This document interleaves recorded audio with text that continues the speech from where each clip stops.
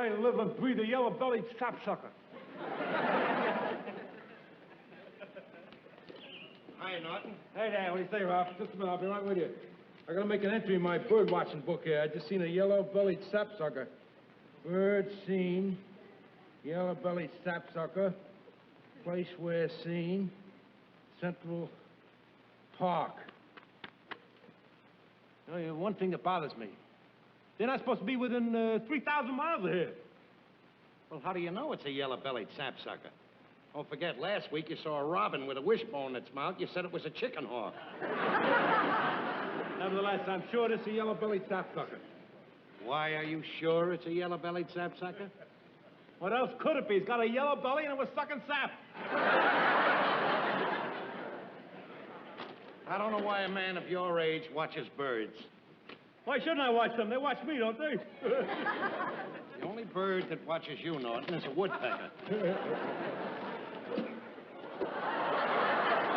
I look, Ralph, the run of the litter. Look, Norton, I asked to have lunch with you in the park because I got something very important I want to talk to you about. What? I want you to do me a favor. What do you want? I don't know, but somehow or another I made a mistake in the bus today, and I made the wrong change. I must have given somebody a $20 bill for a dollar bill. Now, I got to turn in my receipts to the cashier at 5 o'clock tonight. Will you lend me the money? Look, Ralph, it's not that I'm against lending you money, and you can do anything you want with it. It's just what you don't do with it. What don't I do with it? You don't pay me back. Look, Norton, don't lend me the money. All I want you to do is invest $20 in it. What do you mean, invest? I'll tell you what I mean. Norton, let's face it. I'm a man with big ideas. And sooner or later, one of those ideas are going to catch on. And when they do, I'm going to be a big shot. And do you know what happened to people who become big shots? Yeah, they forget their relatives. No, Norton. They incorporate. They incorporate. I'm going to become a corporation. Do you know what a corporation is? Yeah, I know what a corporation is. When a person or a group of persons duly authorized to sell, distribute shares, become involved with the intention of the stockholders grouping about together with those shares with the intention of selling the shares, comes to an evil interest there. How did you know that? Ever hear of Merrill Lynch, Spears, Pierce, and Bean? Yes. I got an office right outside of downtown sewer I work in. Well, I'm glad you know what a corporation is, Norton, because then you'll understand what a great opportunity I'm offering you when I tell you that I will send you a percentage. For $20, a 20% percentage of the Ralph Kramden Corporation. I like that. Trixie forgot the ketchup. Of course, I can't give you too much stock. I can only sell you a few shares, but, well, I still think you'll make a profit on it. Well, isn't it appealing to you? No, don't. I don't like liverwurst without ketchup. Will you stop with the liverwurst? I'm talking high finance. Look, for $20, you get 20% of all the money I make over and above my salary. Listen to me, will you, Ralph? My mother didn't raise no stupid children, you know.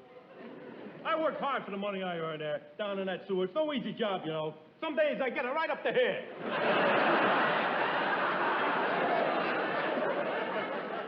If I'm gonna invest my money in any proposition, believe you me, it's gotta make sense. It's gotta have a sound, logical business foundation.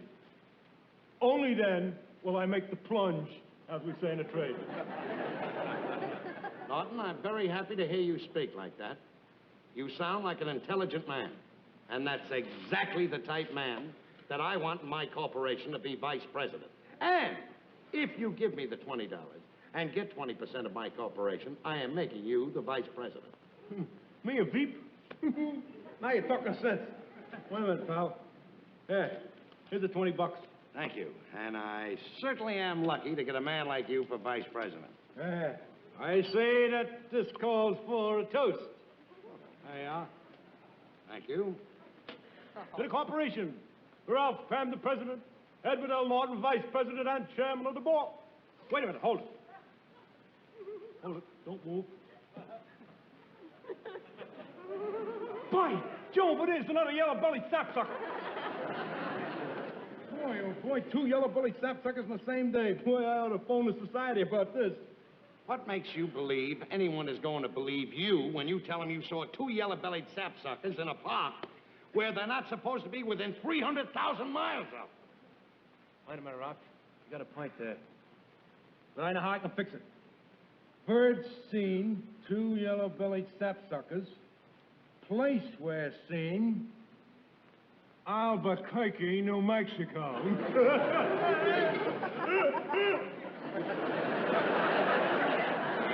Certainly lucky to get a man like you to be my vice president, Norton. Yellow-bellied sapsucker.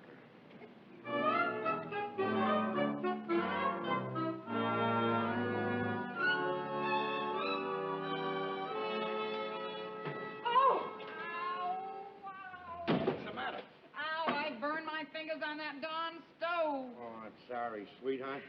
Boy, you're always burning something there. If it ain't your finger, it's my food. It's no joke, Ralph. I'm only kidding, sweetie. Yes. Feel better now? No, it doesn't. I'm telling you something, Ralph. That stove is a booby trap. One of these days it's going to blow both of us to smithereens. If you are hinting that I should buy a new stove, you'll have to get a better idea than that. Now, look, get to work on the old stove and cook my new supper. You can cook your own new supper. Don't think your attitude scares me, Alice. I'll get my own supper. I'm pretty good at it.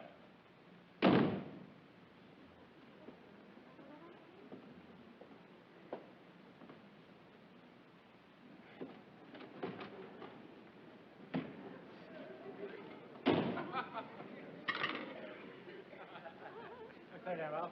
What are you doing? Oh, I'm getting my own supper. Alice isn't feeling too good, so I'm doing her a favor. Well, Ralph, I wanted to have a little talk with you about the corporation. I've been vice president for about a week now, and you ain't shown no profit. I had a stockholders meeting with myself, and I come to the conclusion that I'm getting a little impatient. Haven't you got any business ethics? How can you interrupt the president of the corporation while he's eating? All right, I'll wait till you're through.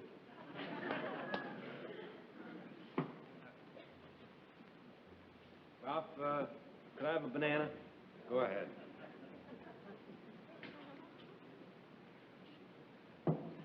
Ain't got no bananas. Could I have an apple? Go ahead.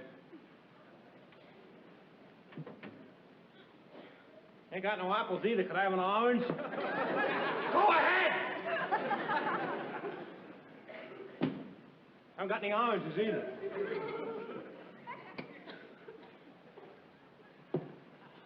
You want a peanut butter sandwich? I don't like peanut butter. I like apples. Or bananas. Or orange. Hey, what kind of peanut butter is that? Is that the crunchy kind? Yes, it's the crunchy kind, and I can prove it to you. When this jar hits your head, you'll hear a crunch. Don't get excited, will you? Remember, you're talking to the vice president of Ralph Kramden Incorporated. All I'd like to do is eat in peace. Go ahead. Who's stopping you? Fine thing for a president of a corporation to be eating. Peanut butter sandwich. You ought to be eating something to stick to those fat little ribs of yours. Would you mind leaving this apartment and going back upstairs? All right. All right. I'm going, but I got this to tell you. I'm going to leave your corporation in a state of bankruptcy. I'm withdrawing my $20. You told me that every time you turn around, I'd make money. Well, so far, you ain't been exactly no pinwheel. I thought the whole thing over, you know. You got a corporation, I got 20% of it. I got 20% of nothing. How can you get rich on 20% of nothing? Is that what you're beefing about, 20%? All right, you got 30%. It's 35% or nothing. It's a deal. It's a deal. Ralph, I hope I didn't offend you, Ralph, but, you know, the way I drive a hard bargain, I gotta watch out for my interests. I gotta admit, you put it over on me that time, Norton. Come in. Mr. Ralph Kramden? Yeah?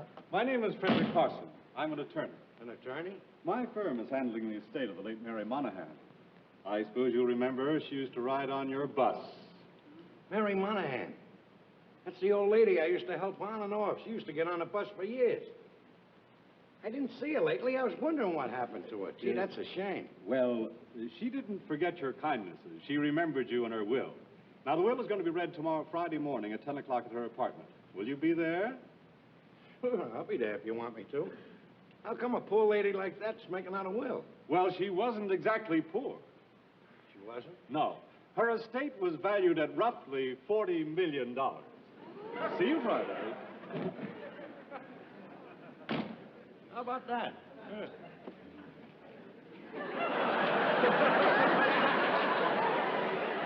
$40 million!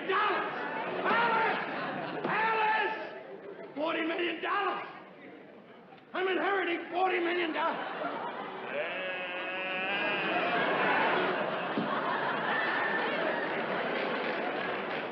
Ed, what happened?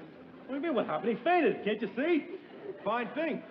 Guy inherits $40 million and he faints. What am I saying? 35% of that belongs to me.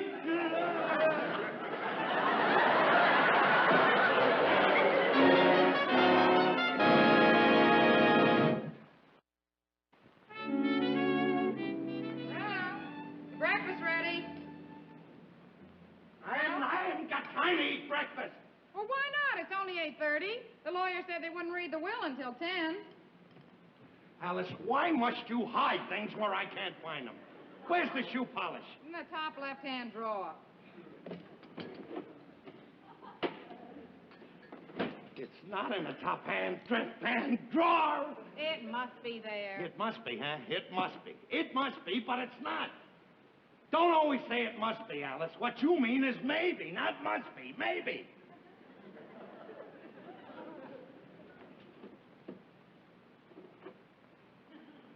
This must be it. Maybe. You and your snide remarks. Ralph, will you calm down a little bit? If you don't take it easy, you know, you'll be a nervous wreck by the time that will is read. I am not nervous, Alice. I am not nervous. I may be a little excited, inheriting $40 million, but I am not nervous.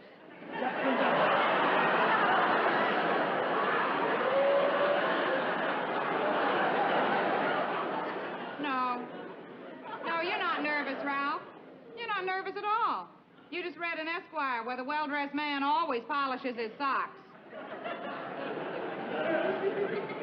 want to tell you something. Ralph, I know you're a little bit excited, but after all, the will hasn't been read yet. We don't know how much she's leaving you. What do you mean we You don't keep know? talking about millions, Ralph. It may just be hundreds. What are you talking about, hundreds? She's leaving $40 million, isn't she? Said in the papers this morning she's only got one other relative. One living relative. A nephew. And she doesn't like him. The paper said she had no use for him. Ralph, that's her own living relative, her own flesh and blood. He might contest the will. Contested? Contested? Hardy, hard. What do you mean, contested? Did he ever help her off a bus and help her on one? You may not realize this, Alice, but in a few hours I am going to be a very rich man. Ralph, all I'm saying is don't count your chickens before they're hatched. And remember, Norton gets 35% of those chickens. Don't worry, I can take care of him. What do you mean? Ralph, you wouldn't cheat Norton out of his share. Of course not. I'm not going to cheat him.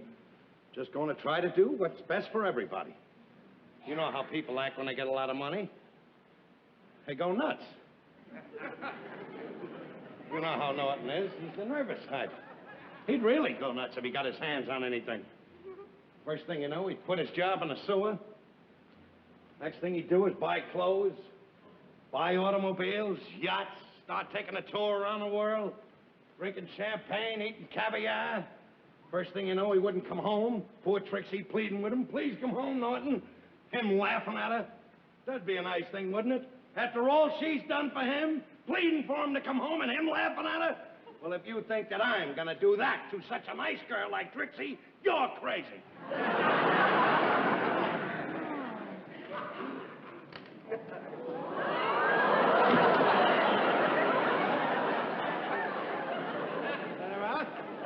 hi, Ed. You want some coffee? No, I already had breakfast. How about a second breakfast?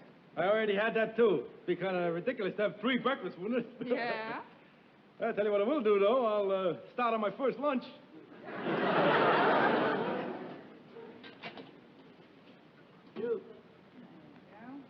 Hey, Alice.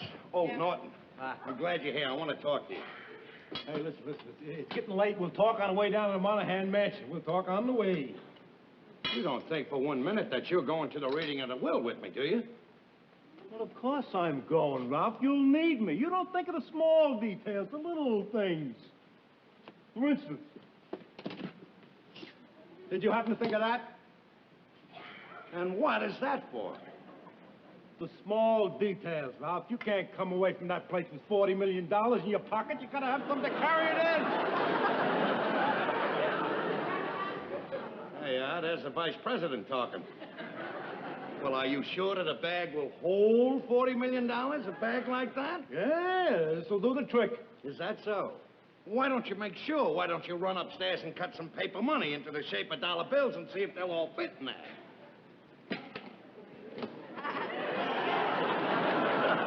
The small details. Is Trixie upstairs? Yeah, she's upstairs. She's waiting till I get back. We are going to make a trip that I have always wanted to make. A trip? Yeah, now that we're getting into the millions, I'm going to do something that I always wanted to do. Going on a second honeymoon to Niagara Falls, only this time we ain't hitchhiking. I'll just run up and see Trix. All right. Come on, Ralph, will you snap it up? I'm anxious to collect that 35% of the $40 million. What do you mean, collect it? What do you mean, collect it? You can't take that money out of the corporation. It's got to stay in there. That's what a corporation is for, to put money in and let it grow. Look, this is grown enough. 35% of the $40 million belongs to the stockholders. This is only the start. Look, as president of this corporation, already, from just $20 you gave me, I'm already making you millions. Look, you gotta leave it there. You gotta leave it in the corporation. Then I invest it. Then I reinvest it. And then reinvest it. Before I finish with you, pal, I'll have you out of that sewer. $40 million, 35% of it belongs to the stockholders. Will you stop saying $40 million? It's not $40 million, do you know? When you inherit $40 million, do you know how much you have left? Let me give you an example. 35% belongs to the stockholders. Will you stop saying that? Now, look, this piece of paper represents $40 million. All right, I inherit $40 million.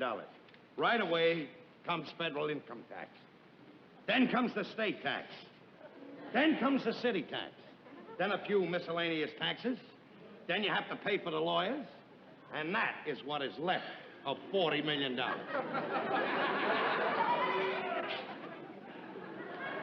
35% belongs to the stockholders.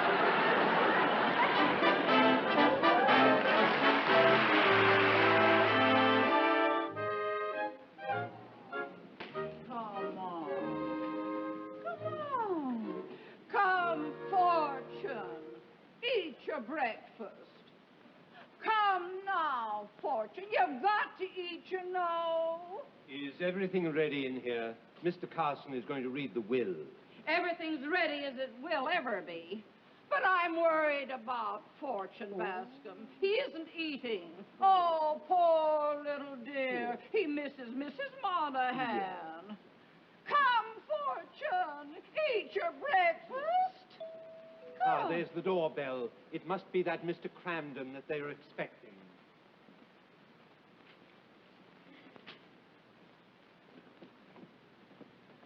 Mr. Carson and the others have been waiting. I'll tell them you're here. Thank you very much. How do you do? Hey, look. Today I seen a parrot. Oh, will you stop that? Now, look at Norton. I'm telling you now, and I'm telling you for the last time. Don't embarrass me here. Can't I even look around? All right, but don't touch anything. What a grouch. Boy, how about this place? This is real class, huh? Oh, sure. Bet you they spent at least $100 on the furniture in this room alone. Sure. Hey, Ralph, look. I bet this guy had a rotten barber. Oh, there you are. Oh, how do you do, Mr. Carson? I'm sorry I'm late, but I was taking care of my corporation. We were about to start without you, but there are some things that just Can't wait. Well, like we say in the sewer, time and tide, wait for no man. This is my business associate, Mr. Norton, Mr. Carson. This is Mr. Bradley, Mrs. Monahan's nephew. Oh, So you're the bus driver. I'm Yeah. very glad to meet you. no hard feelings, of course. You know how fickle fate can be. Better luck next time. Well, if we'll all be seated now, we'll get Aye, on with certainly. it. This shouldn't take very long. This will is quite short, and there's no question as to its legality, so I shall skip the technicalities and get right down to the bequest. To Herbert Bascom, my butler, for his many years of faithful service, I leave the sum of $50,000.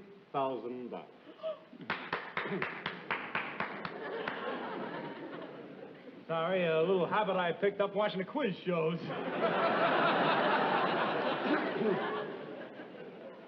To my maid, Mary O'Donnell, I leave the sum of $25,000.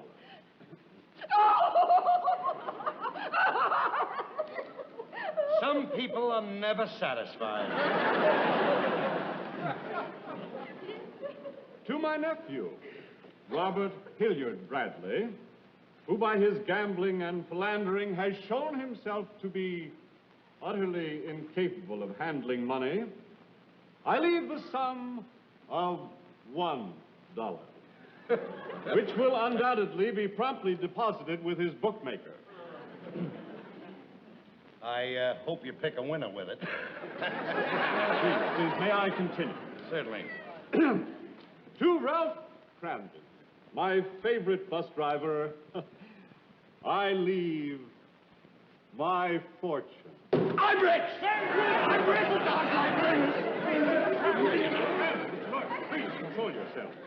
Rich, I'm sorry. I came so sudden. I wasn't expecting it. Ralph Kramden has shown himself to be kind, sober, courteous, and conscientious. And to such a man, and only such a man, would I entrust my fortune. Please, I'm not finished. I'm not finished. Now, let's see, where was I? Oh, yes. To such a man, and only such a man, would I entrust my fortune. I therefore direct that immediately upon the reading of this will, Ralph Kramden take possession of my fortune. Get the bag. Bascom. Mr. Kramden, this is fortune, and according to the will, you take immediate possession.